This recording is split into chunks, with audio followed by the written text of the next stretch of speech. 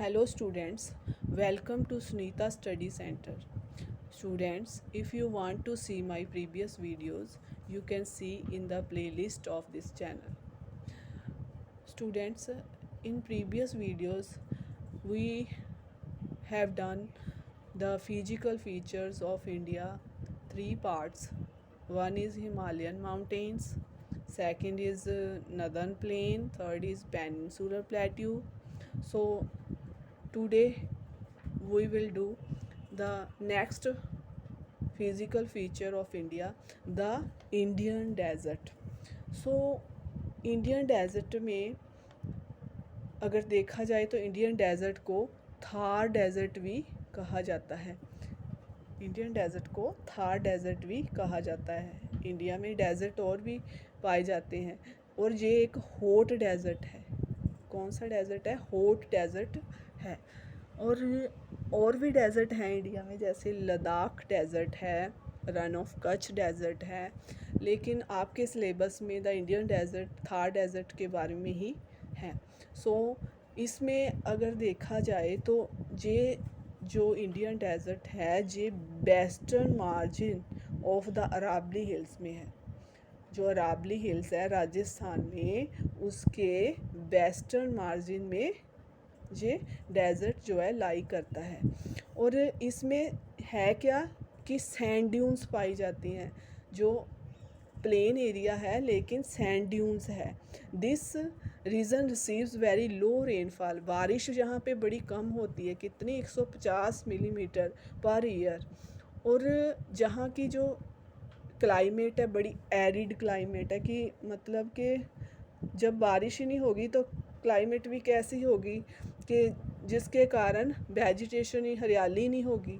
रेत में कैक्टस ही पाया जाता है ज़्यादातर वहाँ, क्योंकि पानी नहीं होगा तो वेजिटेशन की तो सवाल ही नहीं उठता। और जहाँ की जो नदियाँ हैं वो भी रेनी सीज़न में कहीं दिखती हैं, नहीं तो नदियाँ जो वो भी नहीं दिखती।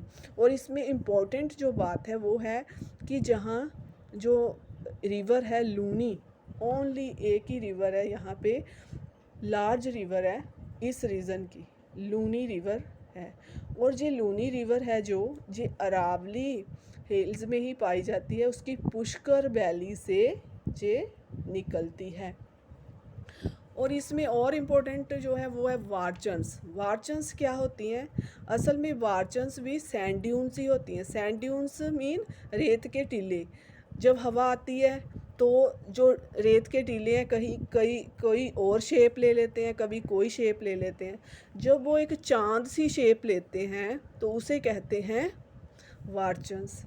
मीनिंग कि वो होती तो सैंड ड्यून्स हैं लेकिन वो क्रीसेंट मीन कि चांद जैसी शेप हो जाती है, तब उन्हें कहते हैं वारचन्स। सो इस फिज़िकल फीचर में बस इतना ही था। और अब हम नेक्स्ट फीचर पढ़ेंगे, the coastal plain. The coastal plain है जो ये वो जो अरेबियन सी और बे ऑफ बंगाल के बीच में जो एरिया, बीच में नहीं, जो साइड पे तटीय कोस्ट, जो तट का प्लेन एरिया है वो है कोस्टल प्लेन्स। इसको हम मैप के थ्रू ही पढ़ेंगे। अगर हम कोस्टल प्लेन में देखें तो ये हमारी कोस्टल लाइन है इंडिया की। ये कोस्टल लाइन है जहाँ समुंदर के साथ जो लाइन लगती है उसे कोस्टल लाइन कहते हैं। लेकिन ये नहीं है कि यहीं समुंदर यहीं से शुरू हो जाता है। कुछ एरिया जहाँ पे प्लेन होता है इसी को हम कोस्टल प्लेन कहते हैं। ये सारा जो प्लेन एरिया है इसको हम क्या कहते हैं? Coastal plain. और इसमें ये बड़ा ही इम्पोर्टेंट है एग्ज़ाम पॉइंट ऑफ व्यू से भी। और अगर हम देखें तो कोस्टल प्लेन में जो हमारा वेस्टर्न कोस्ट है, मीनिंग कि इधर वाले जो कोस्ट एरिया है, वेस्टर्न कोस्ट है, इसको हम 3 सेक्शन में बांटते हैं। जिसमें मुंबई से गोवा तक जो एरिया है उसको हम कहते हैं कोंकण। क्या कहते हैं? कोंकण। कोंकण कोस्ट, ये है कोंकण कोस्ट। इसके बाद जहाँ आता है कर्नाटक, जो कर्नाटक का एरिया है उसको हम कन्नड़ कोस्ट, क्या कहते हैं, कन्नड़ कोस्ट। सो इसके बाद जो कन्याकुमारी तक एरिया है इसे कहते हैं मालाबार कोस्ट। कौन सा कोस्ट, मालाबार, ये लिखा भी हुआ है, मालाबार कोस्ट है। और इसको हम 3 भागों में बांट रहे हैं, किसको, वेस्टर्न कोस्ट को। एक आ गया कोंकण, कन्नड़ और मालाबार कोस्ट। अब ईस्टर्न कोस्ट है जो, उसकी ओर जाएं तो ईस्टर्न कोस्ट को हम 2 भागों में बांटते हैं। जो आंध्र प्रदेश तक, जो यहाँ साउथ से इधर आंध्र प्रदेश तक कोरोमंडल कोस्ट से जाना जाता है। और उसके बाद जो ऊपर वाला एरिया है उड़ीसा का, बे ऑफ बंगाल वाला साइड है जो, उसको हम नदर्न सिरसार के नाम से जानते हैं। सो ये इनकी डिवीज़न थी। इसमें जो इम्पोर्टेंट बात है, जो कोरोमंडल कोस्ट है इसमें नदियां हैं जो कृष्णा, कावेरी, महानदी, गोदावरी, ये सभी क्या हैं यहाँ पे डेल्टा बनाती हैं इसकी, ये एक मेन फीचर है। और इसमें एक और जो इम्पोर्टेंट है वो है इसमें कि जो चिलिका झील है वो उड़ीसा में है और वो सबसे, और महानदी उड़ीसा में आती है। और ये जो चिलिका झील है जो उड़ीसा में है, ये एक सॉल्ट वाटर लेक है। सो अब हम इसकी नेक्स्ट फीचर पढ़ेंगे, द आइलैंड्स। अब आइलैंड्स के बारे में अगर देखें तो हम 2 आइलैंड, लक्षद्वीप हैं जो हमारी इंडिया के वेस्टर्न की साइड है, और ईस्ट की साइड हमारे अंडमान निकोबार आइलैंड्स हैं। अब लक्षद्वीप के बारे में अगर हम बात करते हैं तो इनका पहला जो नाम था वो लैकाडाइब, मिनिकॉय एंड एमिनडाइब, ये इनका पहला नाम था। लेकिन 1973 में इस नाम को चेंज करके इनका नाम लक्षद्वीप रख दिया गया था। और इसकी कैपिटल है जो कवारती में है, और ये स्मॉल एरिया कवर करता है 32 स्क्वायर किलोमीटर। और इसमें और देखा जाए तो एक इसमें जो बहुत ही इम्पोर्टेंट चीज़ आती है वो है कोरल्स।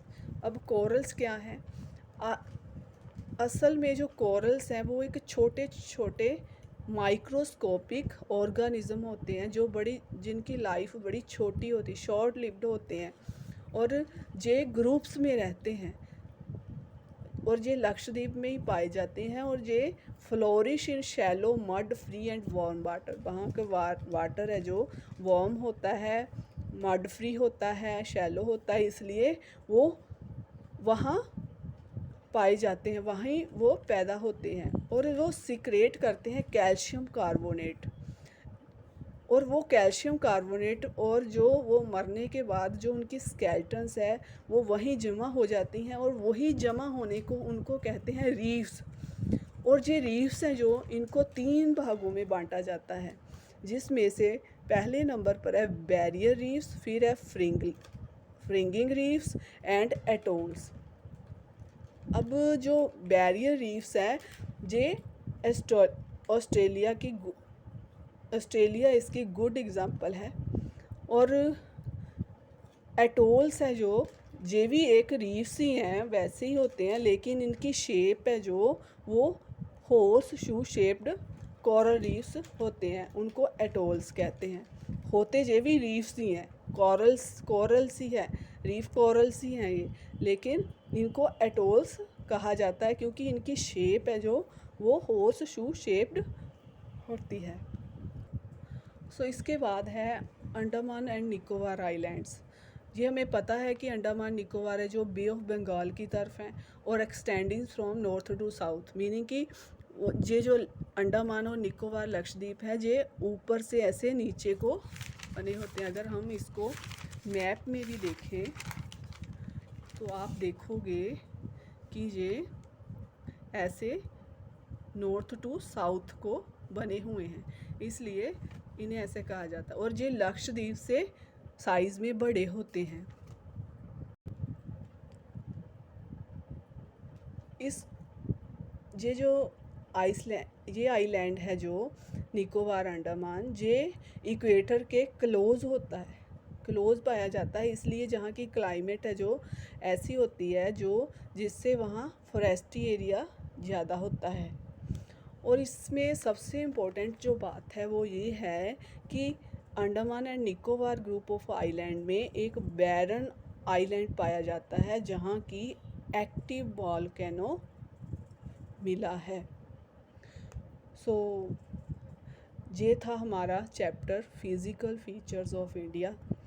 इसमें हमने भारत की सभी फिज़िकल फीचर्स जो हैं पढ़ी हैं कि कहीं माउंटेन्स है जो हमें हमारे भारत देश को प्रोटेक्ट करते हैं, उनमें से निकलने वाली रिवर्स हैं जो हमारे देश को पानी देती हैं, नदियाँ जो हैं हमारे खेतों को पानी देती हैं, नदर्न प्लेन्स है जिसमें एग्रीकल्चर होती है जिससे हम खाद मिलती है, और उसके बाद ऐसे है कि जो प्लेट्यू है वहाँ से हमें मिनरल्स मिलते हैं जिससे इंडस्ट्री जो है प्रफुल्लित होती है। और आइलैंड और अगर हम कोस्टल प्लेन्स को देखें तो वो पोर्ट एक्टिविटीज़ के लिए हमारे लिए बहुत ही बेनिफिशियल है। इस तरह ये सारी फिज़िकल फीचर्स हैं जो हमारे देश को एक और रिच कंट्री बनाने में हेल्प करती हैं। सो आपको ये वीडियो कैसी लगी ये आप मुझे कमेंट बॉक्स में ज़रूर लिख कर बताएं, और वीडियो को लाइक एंड शेयर करें, and please subscribe my channel. Thank you very much.